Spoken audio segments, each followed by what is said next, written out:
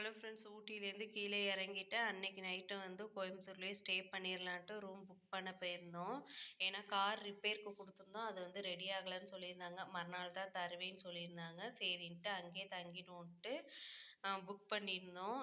பின்னாடி ஜன்னலை திறந்து பார்த்தாக்கா 4 மைல் சூப்பராக விளையாண்டுட்டு இருந்துச்சு. பார்த்துட்டு ஈவினிங் கொஞ்சம் நேரம் ஃப்ரெஷ் அவுட் ஆகிட்டு வெளியில் போகலான்ட்டு பிளான் பண்ணி கிளம்பி போயிருந்தோம். எங்கே போயிருந்தோம்னா ப்ரூக்ஃபீல்டு மாலுக்கு தான் போயிருந்தோம்.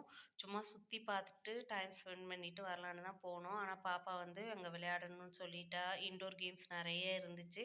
சரின்ட்டு கார்டு போட்டுட்டு அங்கேயே கொஞ்சம் நேரம் விளையாட விட்டு டைம் ஸ்பெண்ட் பண்ணிக்கிட்டு இருந்தோம். எல்லா கேம்ஸும் வந்து சூப்பராக இருந்துச்சு.